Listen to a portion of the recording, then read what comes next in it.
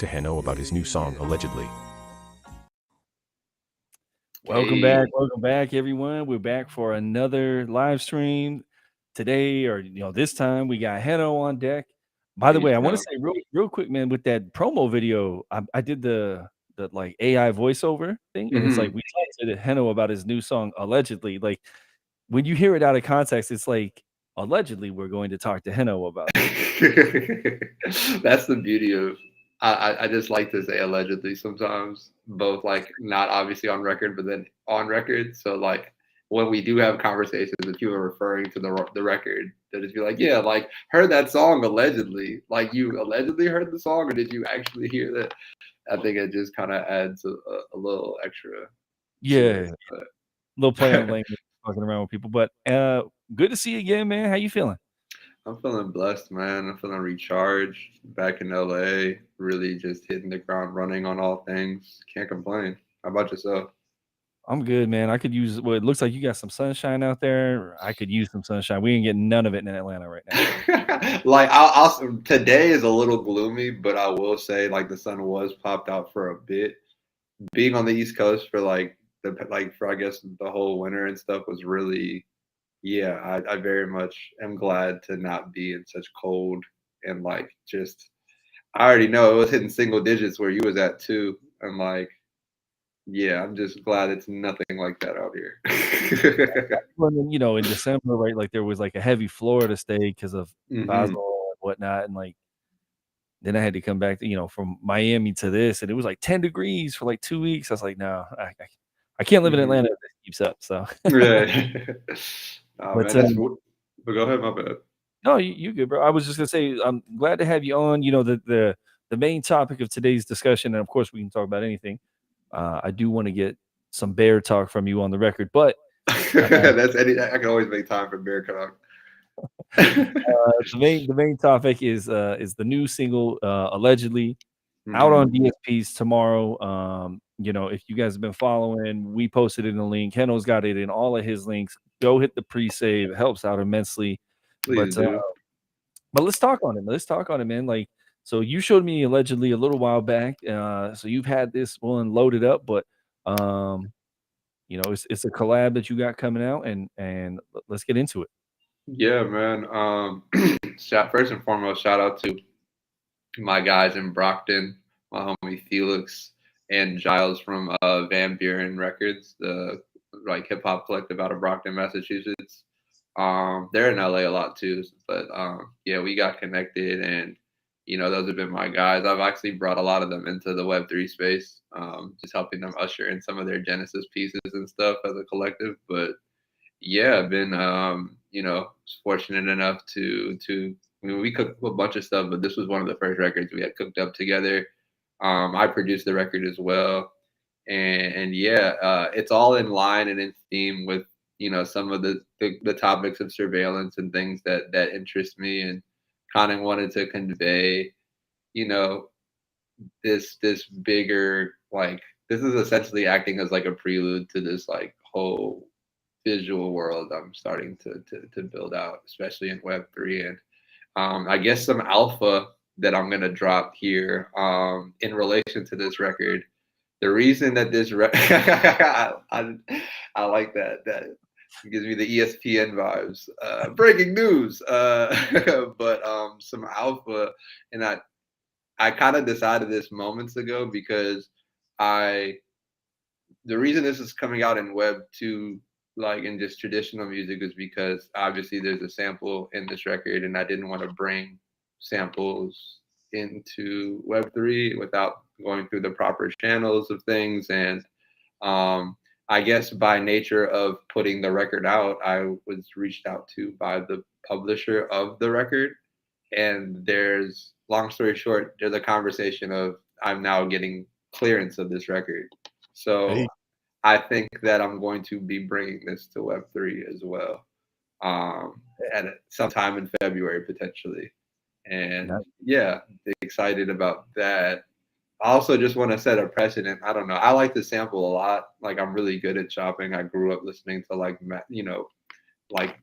I have huge admiration for like, no IDs and like the Yays and Just Blaze and stuff like just that. Blaze, like High Tech, even like Madlib, Doom, just people who are really like really big on samples. And just growing up listening to a lot of that, I always wanted to, like, at least when it came to coming into Web3, finding a way to like bring that feel into Web3 without obviously the legal implications and stuff. So I feel like I want to, I don't know, like part of me is wants to like go through, like try to do more of that, like go through proper channels, get certain songs if I want to clear certain songs, like and bring them to Web3, just because that's such a subgenre of hip hop that I think is so important just to the craft that, but like we can't do any of it on chain, unfortunately. So I hope this might be one of the, it'll be my first record that I'm sampling that I'm bringing to Web3 potentially. So I just want to kind of do more of that type of shit as well outside of everything else that I'm building. But yeah, this record was really just like DMV meets Brockton, Massachusetts, like East Coast energy, but we on the West Coast, but bars, hella bars. Yeah, I can't express. I just really, them VV guys really get me in a mode when we're in the studio and everyone's just like, nah, we don't.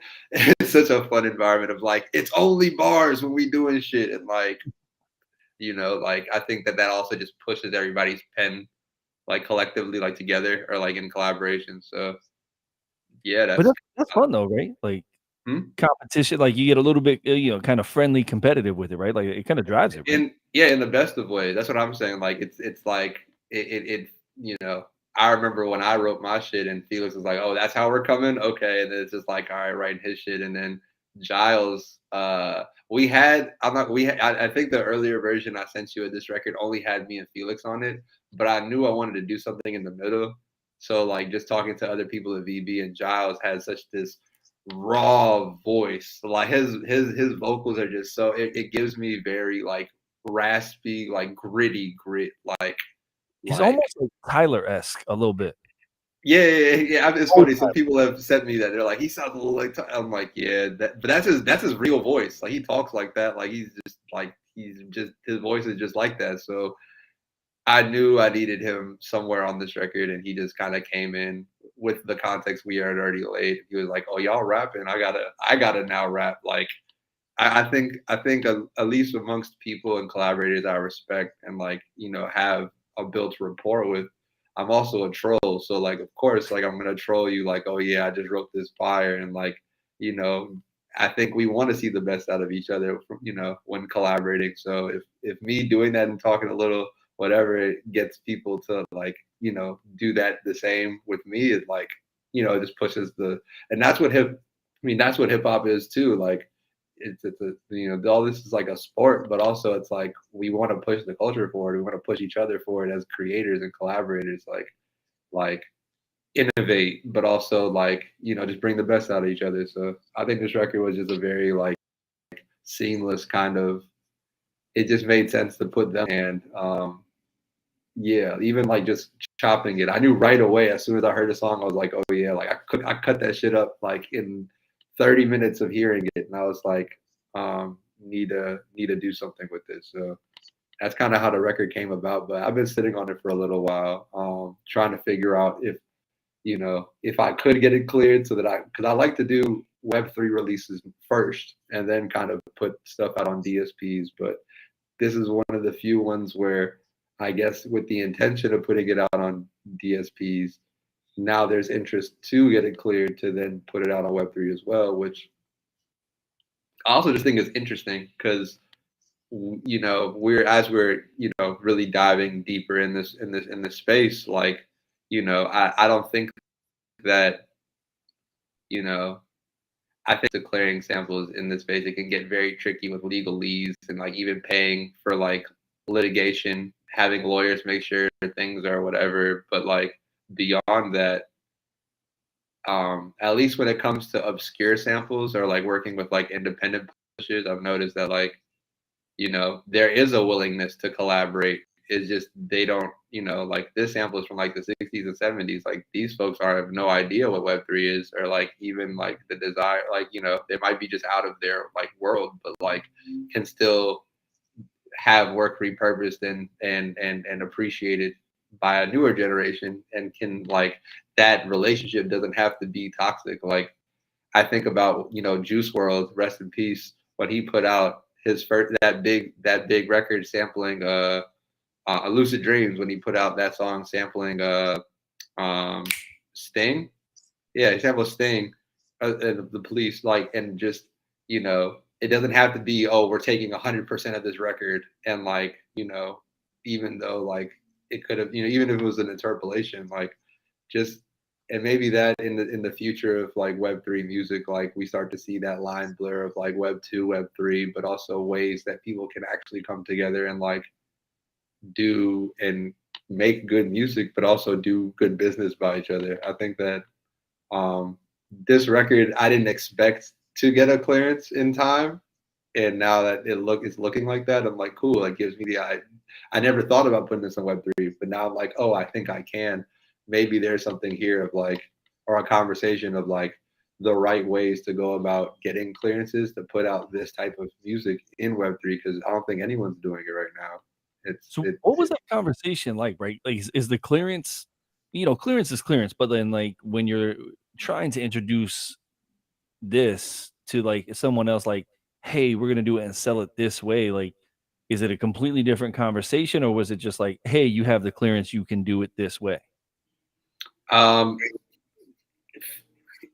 they, at least in this, because I think they don't really understand Web3 from what I've gathered, and they kind of are in a, at least in terms of the energy that the conversation is kind of like, we're down to play this case by case, rather than, because like typically when it comes to like traditional, like the process of clearing samples in like traditional music, if there's a third party involved, if there isn't, they're obviously like need that information of like, is this on an album, is it a single, is there a body of work, is it like, how, they need the record as reference to then know how much of the sample is used, like how many seconds of a sample is used, like, if you're only using 2 seconds of something versus if you're using 30 seconds of an entire sample, like, those splits and those agreements look different. But I think one, they were fast to kind of tap in, but I think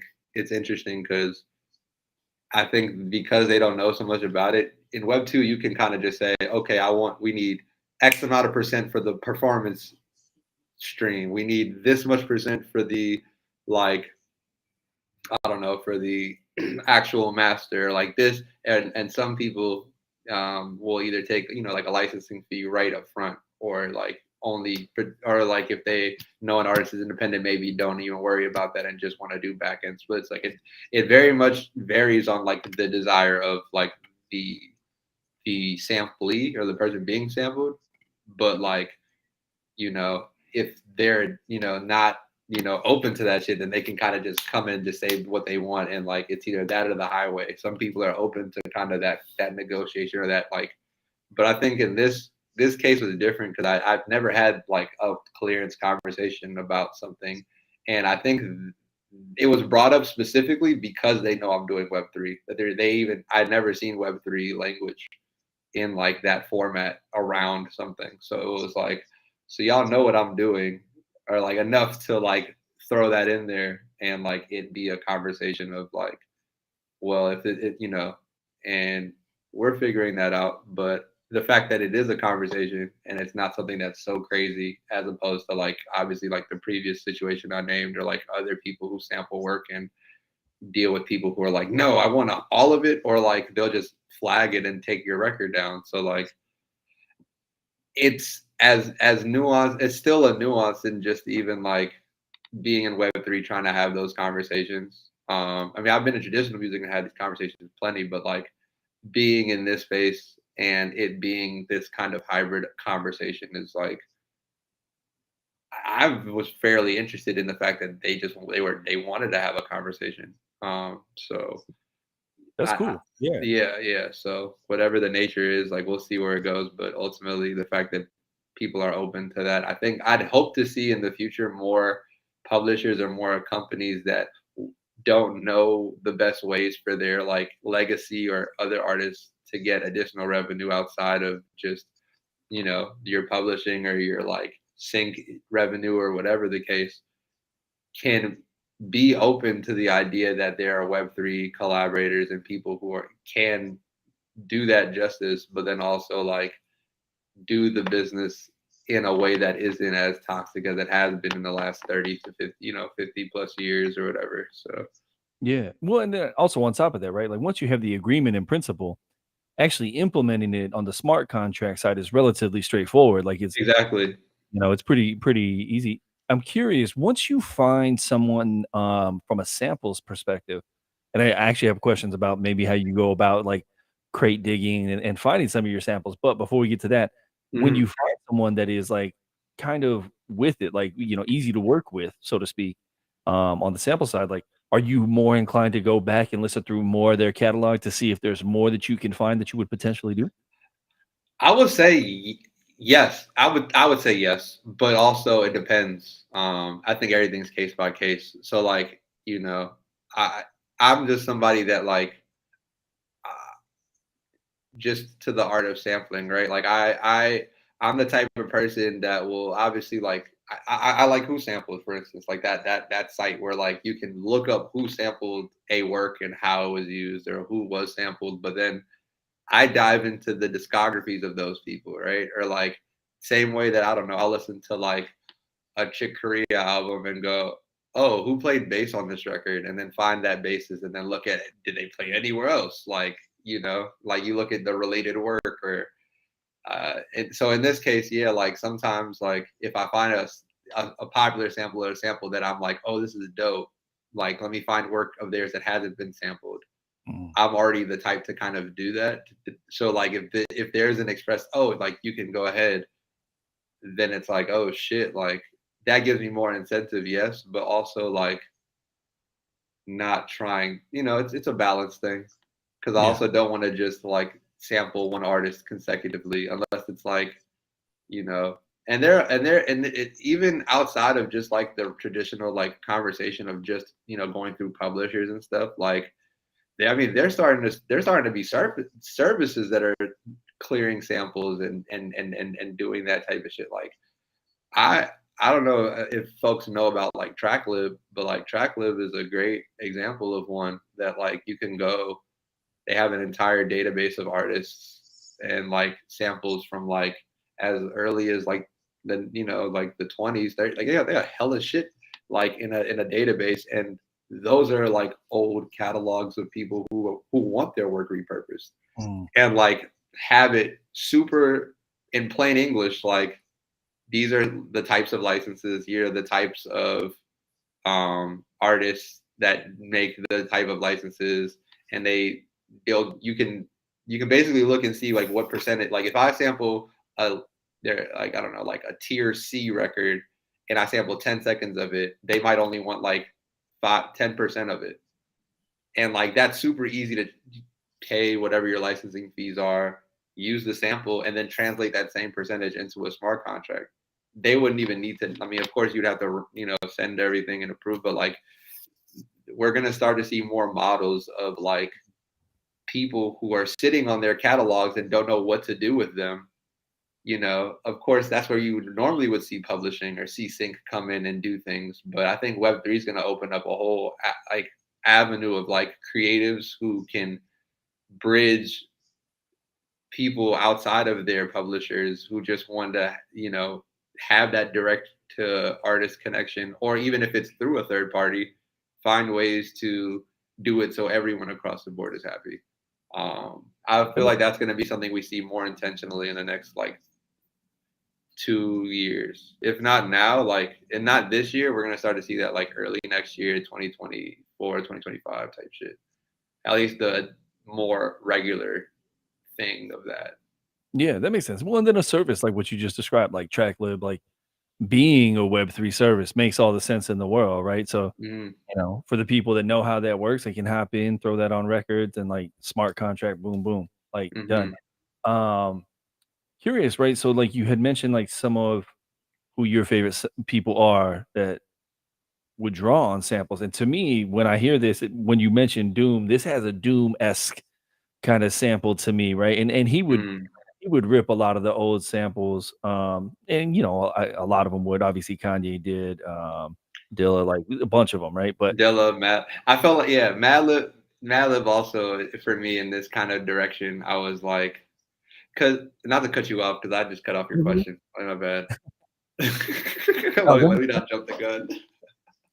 No, I was just gonna say, like, do you have, um when you go, so, like, for me, like, when I that's actually how I did a lot of my discovery is, like, I would go into somebody, you'd hear the sample, and then I would dig into who they sampled and then just go down these crazy rabbit holes, and, like, Yeah. that's basically, like, where, like, my old music knowledge comes from, and I was just wondering if it was, like, a similar process for you.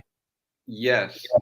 Um, yes and no. I would say like I definitely am a crate digging type of person. Like I really will go listen to the thing that has 500 plays, but from like, a random YouTube video that was pulled from the 70s. Like I think that um I mean, I'm just a fan of this shit. I'm a fan of music. I'm a student as well, always. I'm a student. So, like, for me, like, I'm always trying to just hear music in general. And I'll take weeks at a time or months at a time, or I'll go through different eras or go through different, like, I'll take a few weeks and just go specifically to like 70s Brazil, like Mhm. like jazz. And then I'm like, okay, let me switch it up and go to this country and look up because like that was shit that like Dilla and Madlib were doing early was like while everyone was obviously ripping US records, they were going overseas. They were going to all these different countries and hearing all these different like artists. Like I grew up on a lot of Ethiopian jazz. So like the Ethiopiques, like all of that shit being re-released in the 90s from work in the 60s and 70s that my like pops grew up on like as a child, like and then finding out who inspired those artists. Like I think we do ourselves a disservice sometimes when we don't do that enough. Like when we don't go and look up who played what or did what or contributed what. Sometimes we see an artist and think that that artist is the artist, and it's like there's a team that like the reason Drake is as big as he is because he has an amazing team around him. Like people are able to Kendrick's able to execute these grand ideas because he has an entire team, but also there's people putting him on the samples and like people like sharing, internally that are like, okay, like this is but it's a way to honor people at the same time. Like I got music that I haven't released that has samples from artists that I personally fuck with. Like I have music I don't want to just name, but like I have like like Isaac Hayes samples that I'm like aspiring to get cleared. I just like Isaac Hayes, like, but it's also a way to like pay homage as well as like because I think that's what sampling is, right? You're finding something that you love and you're repurposing it in a new way, in a new life, in a new era, and also just making something different out of it. So like, yeah, I think homework and that research is like is important as much as it is like just like who doesn't want to hear new shit like or be pulling from something that isn't as referenced.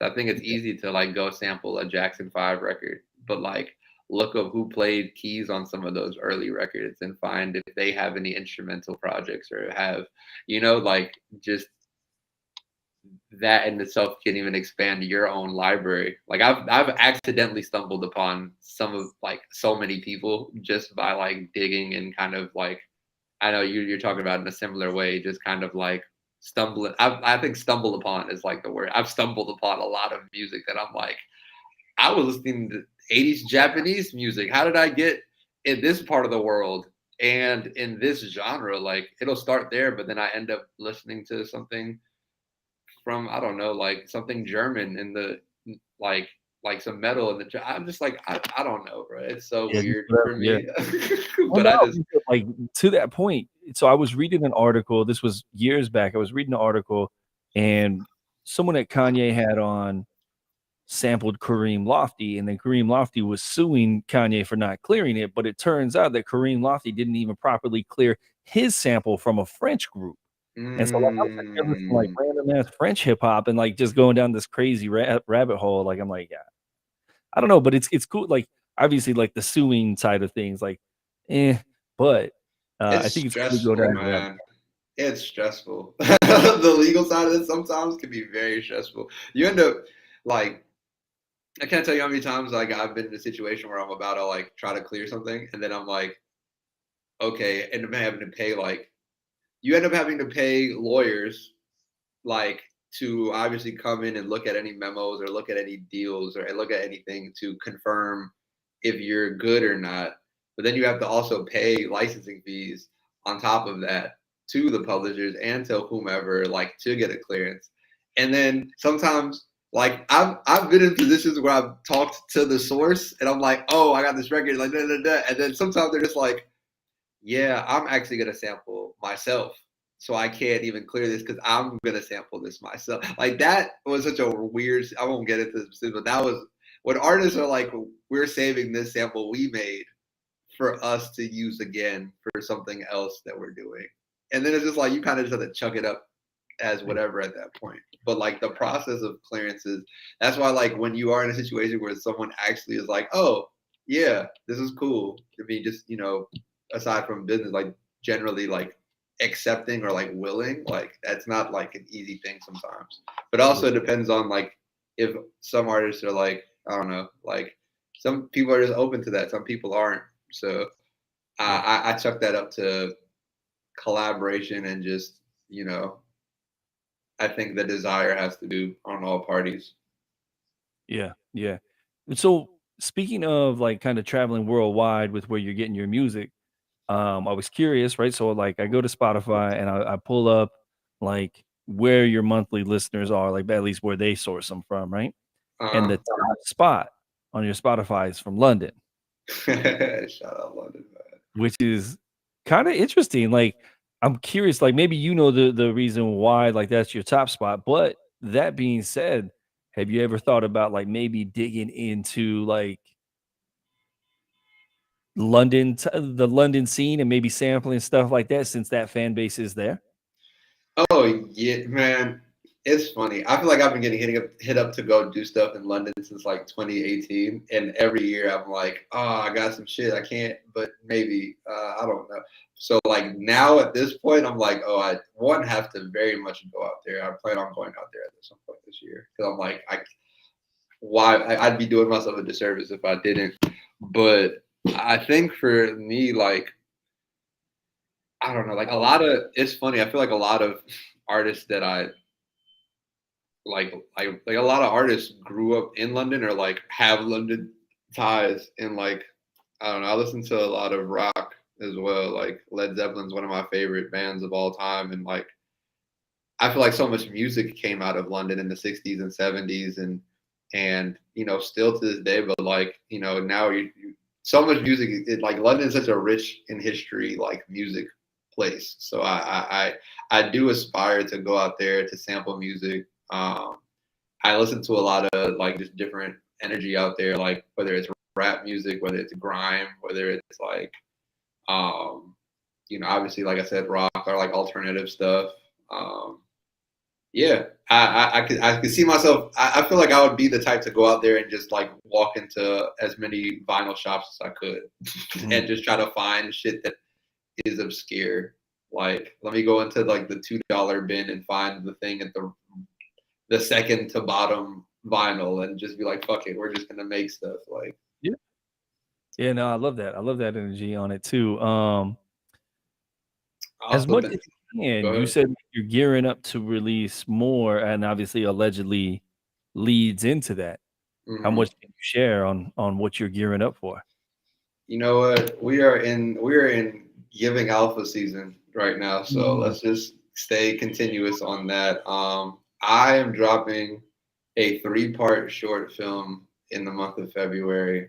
I'm gonna be dropping those on Zora, and they're gonna be a three-part short film that really lays out the cinematic world that I've been building around everything I feel like I've been building in Web3, whether it's like all of my releases have led to this point in this for this three-part short film that transitions into my album, I'm Tired of Being Hyper Surveilled.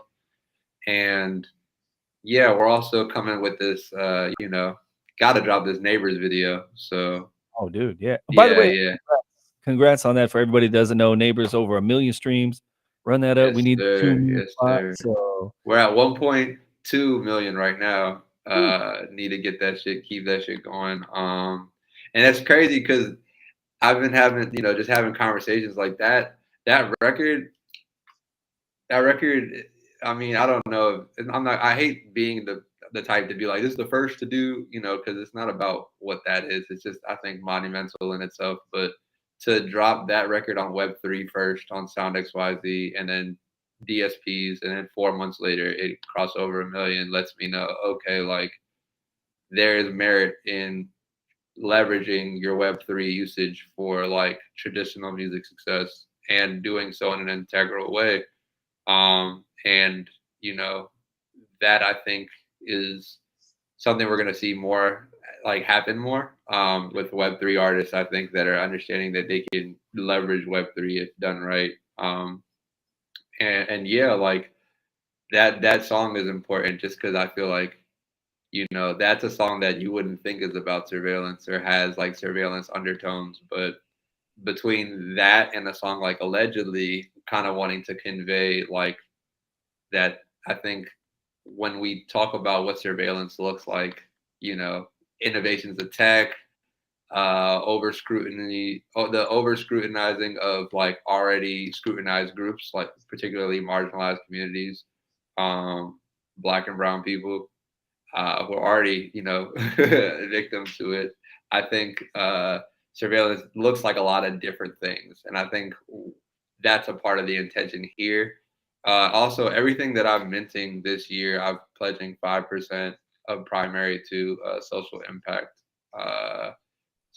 organizations, such as the Bail Project, Maryland Alliance for Justice Reform, and the Baltimore Action Legal Team. Those are just a few organizations that I've been raising ETH and just sending ETH to from like that's splits major, and bro. stuff. That's major. Congrats on doing it too. Thank you. And I say that all to say also just like at least these are the first couple of things for the month of February. Now I'm planning on minting Allegedly so that I can at least break even on licensing fees. But beyond that, yeah, really excited for this album. I've been cooking up and wanting to bring into the space.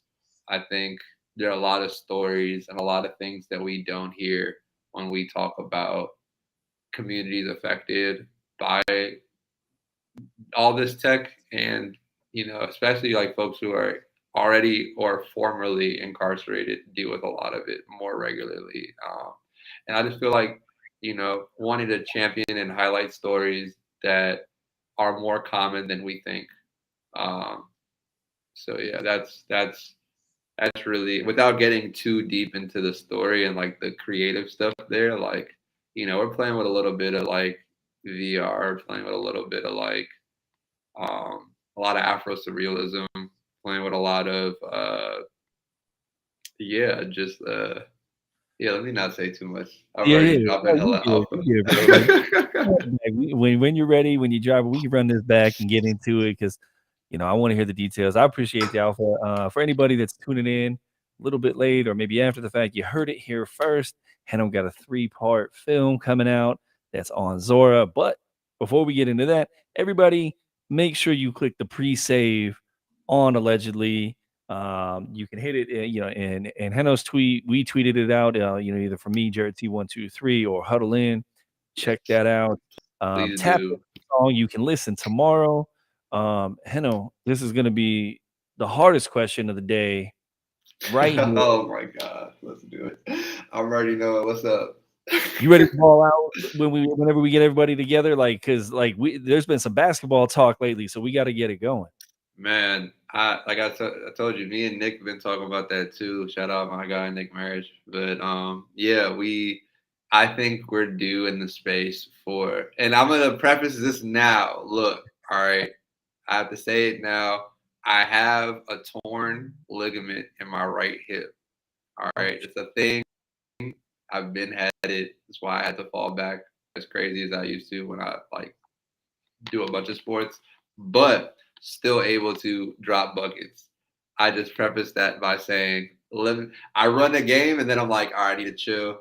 Then I'm like, okay, I need to run just to ice my shit. But yes, Oh yeah, no, bro. fully You on that old ready. man status now, man? Huh? I said you on that old man status now. Yeah, you know what I'm saying? So I gotta just, take care of business, but I'm fully supportive and down. I think it's needed in the space. I also feel like I'm also down to like I want to be a part of planning a lot more around non shilling environments in Web3, like places of wellness, places of community, places of like let's come together to do shit that doesn't feel like so tied to a you know to like Product. to a Yeah. drop or to a thing. Like it can just be like we just need to get outside together and get some sun. And I just think that because that also just is good for the morale of the space. I talk to a lot of people sometimes, and I feel like because of where the market is, because of where things are, sometimes people get a little discouraged or things can slow up a bit. But I think it we got to check in with each other the same way we would when things are good, I'm big on like, just wanting to. I'm bigger on like curating chill experiences, anyways, than like a party because I think like everyone wants to party and turn up and have a good time, but sometimes we just need to get together and do things to decompress. So I think basketball or like field days or like just little things like that that are like let's get outside and like really fuck with each other beyond tech. So Yo, field days would be fun too, but yeah, yeah, gonna talk about this. We're gonna talk about this offline for sure. yeah, I'm basketball side, man, because I feel like that's everybody's shit talking, but at the same time, like it's fun and it's healthy. It's good Shout for us. out, hey, shout out Pinder. I seen him drop. He was just like unsolicited, like, oh, here's me just dropping buckets for a minute. I was like, go ahead, just letting people calmly know that you used to hoop and like her. It's my guy. Bro, we got people out here. So like I saw Tips was talking, we Tips had was talking, TK yeah. out here, we had Abjo out here. I was like, and a bunch of people, but like apparently everybody hoops, man. Yeah, I feel like we got to do something in LA around that. I feel like people in LA people want a reason to go to California and it's warm. So like we could just pick the right time. We'll talk about this, but yeah, I think that could be really cool to do for sure. Well, look, man, And live stream them on Hudlin. Hey. No video, bro. I don't need to. Video if I'm winning, but nah. Only stream it after the fact, after I drop a 30 piece. Then I'm like, oh, you know what? That could be streamed. Yeah. Well, great, man. I'll edit my shit after the fact of when I hit the threes and shit. You know what I mean? Like, but look, dude, I appreciate you coming through. I'll leave it with you, but encourage everybody pre-save the song. Follow Heno on Huddle In. Heno, everything that you're on is everything. My name is Heno. Yeah. As far as social media, everything is just my name is Heno, Heno. But on streaming platforms, you have to put the period in Heno, Heno, period. The period's important. I feel like I get a lot of people who just will write Heno without a period, and I'm like, it may or may not pull up because I think there's like a tech company called Heno, which is weird. They gotta holla at me, run me a check or something, but but nah. Heno on all streaming platforms with a period, and yeah, appreciate everybody tapped in. Please pre-save Allegedly. It's a really dope record, and I think that yeah, I have a lot of just again the alpha. I got some stuff really planned for people who are pulling up and supporting. So like, when it comes to the pre-saves, when it comes to who's entering and supporting the free mints or like even the low mint. Like I pay attention to all that and find ways to like provide additional utility because I don't want to just have a one-sided relationship with my community. So definitely tap in on those things. And yeah, appreciate shout out Hudlin once again. And Yerbas because they get me right. Yeah, man, we'll tap in with the we might be able to help you out with some of that stuff too about tracking all the people that doing all the things, even off chain type stuff. So Hell yeah, man. Let's get it. man, appreciate you coming through. Thank you for everybody that tunes in now or after the fact. And we'll catch you on the next one. Make sure you listen to Allegedly out tomorrow. All right, bet. Y'all be peace. Very easy. Peace.